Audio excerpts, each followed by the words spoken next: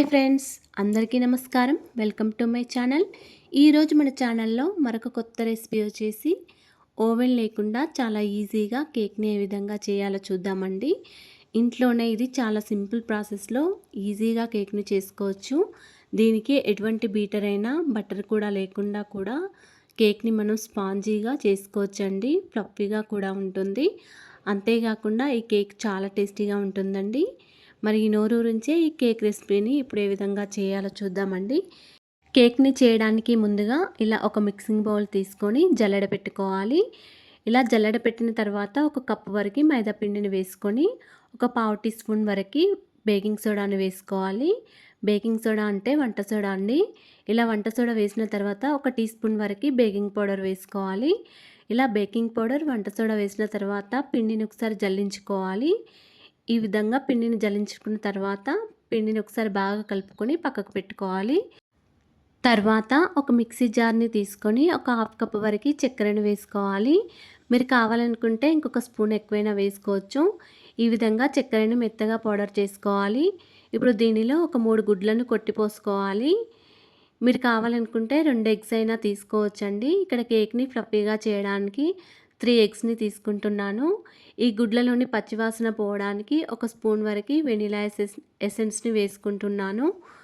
ఈ విధంగా vanilla essence వేసిన తర్వాత ఒక పావు కప్ వరకు రిఫైన్డ్ ఆయిల్ వేసుకోవాలి. స్మెల్ లేని ఆయిల్ వేసుకోవాలి.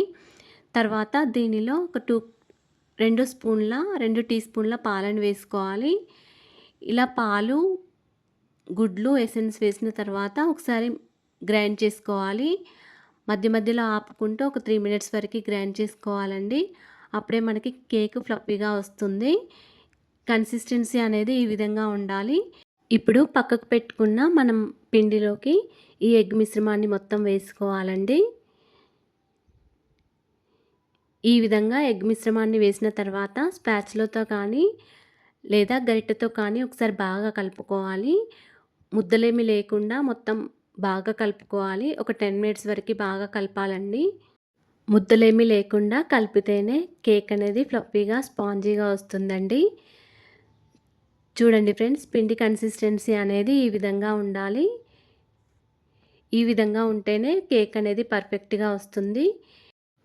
ఇప్పుడు మనం కేక్ని బేక్ చేసుకుందామండి. కేక్ని బేక్ చేసుకోవడానికి ముందుగా ఇలాంటి ఒక కేక్ ప్యాన్ తీసుకున్నాను. మీ దగ్గర కేక్ ప్యాన్ లేకపోతే ఏదైనా స్టీల్ గిన్నెను తీసుకోండి. మందపాటి స్టీల్ గిన్నెను తీసుకొని నెయ్యిని లేదా బటర్ని అప్లై చేసుకొని పొడిపిండి చల్లుకోండి. ఈ విధంగా పొడిపిండిని చల్లిన తర్వాత కేక్ ప్యాన్ మొత్తం వచ్చే విధంగా ఒకసారి బాగా అటు ఇటు తిప్పుకోండి. ఈ విధంగా నెయ్యి, పొడిపిండి వేసిన తర్వాత మనం తీసుకున్న మిశ్రమాన్ని కేక్ ట్రేలో వేసుకోవాలి. ఈ పిండి మిశ్రమాన్ని కేక్ ట్రేలో వేసిన తర్వాత ఒక 2-3 సార్లు ట్యాప్ చేసి ఎయిర్ గ్యాప్స్ ఏమీ లేకుండా ఒకసారి కిందికి పైకి అనండి. ఇప్పుడు దీనిలో నేనైతే టూటీ ఫ్రూటీ వేసుకుంటున్నాను. మీరు కావాలనుకుంటే మీకు నచ్చిన డ్రై ఫ్రూట్స్ అయినా వేసుకోవచ్చు. పైనుంచి కొన్ని కర్బూజా గింజలు, కొన్ని టూటీ ఫ్రూటీ వేసుకుంటున్నాను. మీరు కావాలనుకుంటే కొంచెం బాదం, కొంచెం జీడిపప్పు ఇవైనా వేసుకోవచ్చండి. ఇవన్నీ వేసిన తర్వాత ముందే ప్రీహీట్ చేసుకొని పెట్టుకోవాలి. ఒక 10 మినిట్స్ ముందు ఈ విధంగా ఒక వెడల్పాటి కడాయి, మందపాటి కడాయిని పెట్టుకొని ఇలాంటి ఒక స్టాండ్ని పెట్టుకొని ఒక 10 మినిట్స్ వరకు ముందే ప్రీహీట్ చేసుకొని పెట్టుకోవాలండి. ఇప్పుడు ఈ కేక్ ప్యాన్ని ప్రీహీట్ చేసుకుని పెట్టుకున్న దానిలో పెట్టుకొని ఇలా మూత పెట్టుకొని ఉంచుకోవాలండి. అసలే వేడి ఏమీ బయటికి పోకుండా ఈ విధంగా పెట్టుకొని ఉంచుకోవాలి. స్టవ్ని మీడియం ఫ్లేమ్లో పెట్టుకొని ఉంచుకోవాలండి. మీడియం ఫ్లేమ్లో పెట్టుకొని ఒక 20 మినిట్స్ వరకు ఉంచుకోవాలి. చూడండి కేక్ అనేది ఎంత చక్కగా పొంగిందో. ఒక 20 మినిట్స్ తర్వాత ఇలా ఫోర్క్తో కానీ లేదా టూత్పిక్తో కానీ గుచ్చి చూస్తే మనకి ఏమైనా లోపల పిండిగా అనిపిస్తే ఫోర్క్కు అంటిపోయిందండి, అంటే కేక్ ఇంకా బేక్ అవ్వలేదు. తర్వాత మళ్ళీ మూత పెట్టుకొని ఒక 10 మినిట్స్ వరకు ఉంచుకోవాలి. మళ్ళీ 10 మినిట్స్ తర్వాత మూత తీసి ఫోర్క్ తోటి కేక్లోకి గుచ్చి చూడాలండి. ఈ విధంగా ఫోర్క్కి ఏమైనా మళ్ళీ పిండి అనిపిస్తే మళ్ళీ బేక్ చేసుకోవాలి. ఇక్కడ పిండి ఏమీ అంటలేదు, అంటే కేక్ బేక్ అయిపోయిందని అర్థం.